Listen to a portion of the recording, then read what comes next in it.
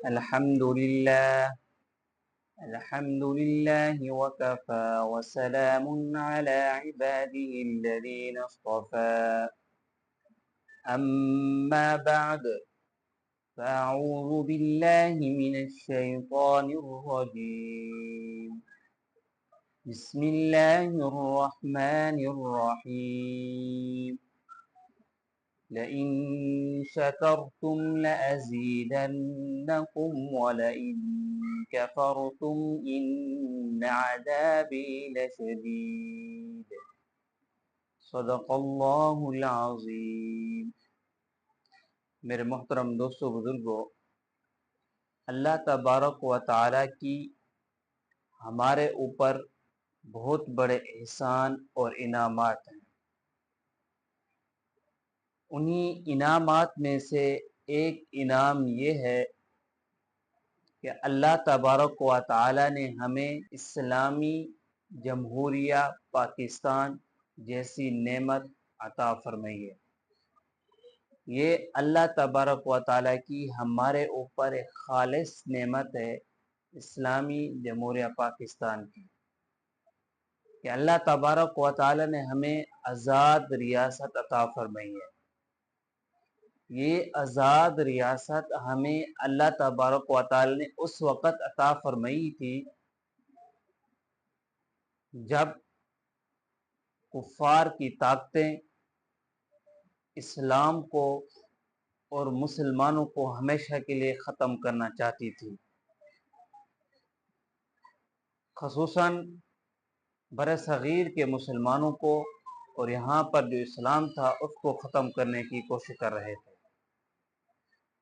تو اللہ تبارک و تعالی نے اس وقت ہمیں یہ نعمت عطا فرمائی کہ ایک ایسا ملک عطا فرمایا کہ جس کے اندر اسلام کے قوانین جتنے بھی ہیں وہ سارے کے سارے ہم نافذ کر سکیں، اور ہم مسلمان جو ہمارے عبادات ہیں، جو ہماری شریعت ہے، ہم اس کو آزادی کے طور پر ادا کر سکیں، اس کو آسانی سے ادا کر سکیں، کسی کے محتاط نہ ہوں۔ کیونکہ اگر ہم کسی کے محتاط ہوتے، غلامی کے اندر ہوتے، تو ہمیں شریعت کے مطابق، دین اسلام کے مطابق زندگی نہ گزارنے دیتے۔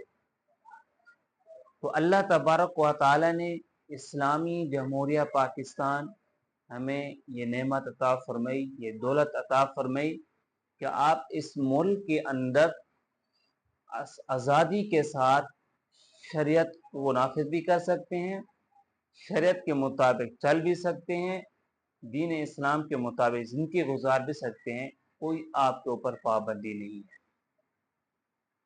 کیونکہ جب انگریز برصغیر یعنی ہندوستان کے اندر آیا تھا تجارت کی غرض سے،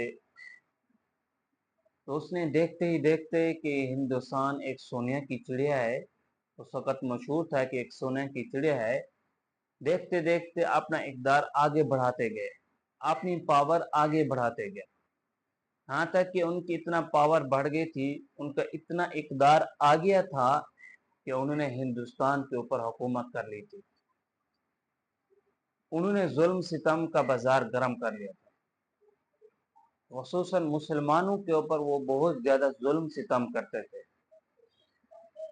جو علاقے شہر کے اندر تھے یا دیہاتوں کے اندر تھے، ان کے اوپر لوٹ مار کرتے تھے، ان کو مارتے تھے، ان کے اوپر ظلم ستم کرتے تھے۔ کتنے نوجوان مسلمانوں کو ہمارے کو شہید کر دیا گیا، اور کتنا ہزاروں بچے ایسے جن کی عزت کو تاتار کر دیا گیا تھا۔ تو 3 نسلیں ظلم سہ چکی تھی۔ تو علماء نے سوچا کہ اس سے کیسے نجات دلائی جائے، ہمیں اس سے کیسے نجات ملے گی، تو انہوں نے ایک طرح کی تحریک چلائی۔ اس آزادی کے اندر علماء کا بہت بڑا کردار ہے۔ علماء نے اس کے اندر بہت ساری اپنی جانیں قربانی کی ہیں۔ شاہ ولی اللہ کو بالا کوٹ کی پہاڑیوں کے اوپر شہید کر دیا گیا تھا۔ اسی طرح ان کے بیٹے شاہ عبد العزیز کو، جنہوں نے جہاد کا فتویٰ جاری کیا تھا، ان کو بھی شہید کر دیا گیا تھا۔ بہت سارے علماء ہیں جن کو ظلم ستم کی وجہ سے شہید کر دیا گیا تھا، ان کو مالٹا کی جیلوں کے اندر، کالا پانی کے جیلوں کے اندر ڈال دیا گیا تھا، اتنا ظلم ستم کرتے تھے۔ ہمارے شیخ الہند محمود الحسن رحمۃ اللہ علیہ کا واقعہ ہے کہ جب ان کا جنازہ جیل سے نکالا گیا تھا، تختے پر جب لٹایا تھا ان کو غسل دینے کے لیے، جو غسل دے رہے تھے وہ حضرات کہتے ہیں کہ شیخ الہند کے جسم کے اوپر صرف ہڈیاں ہی ہڈیاں تھیں، گوشت ان کے اوپر نہیں تھا۔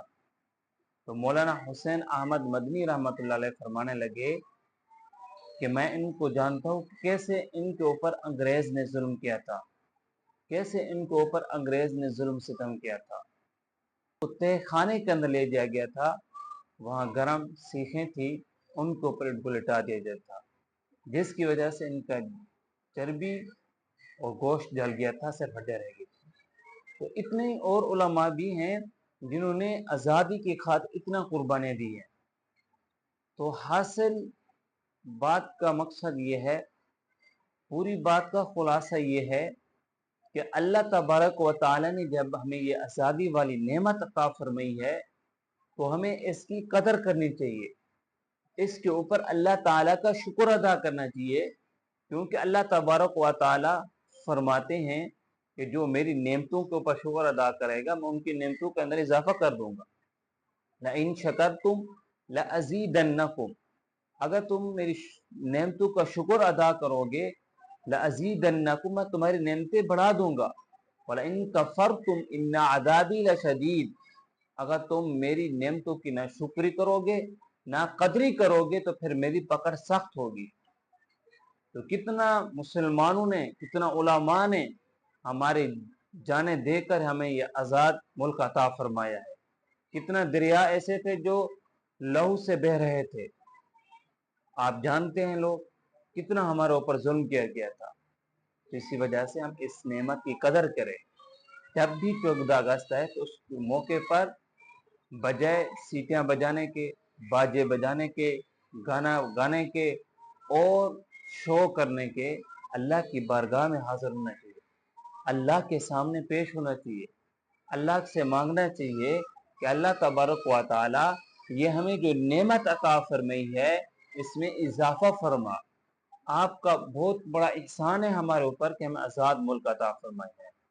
جب ہمیں ایسے لوگ ملیں گے، ہم اللہ کی بارگاہ کے اندر پیش ہوں گے، گانا نہیں بجائیں گے، شور شرابہ نہیں کریں گے، شریعت کے خلاف کام نہیں کریں گے، تو اللہ تبارک و تعالی نے جو ہمیں یہ نعمت عطا فرمائی اس میں اضافہ فرما دیں گے، اور ایسے حکمران اللہ تبارک و تعالی ہمیں دیں گے جو ہمارے خیر خیر کرنے والے ہوں گے۔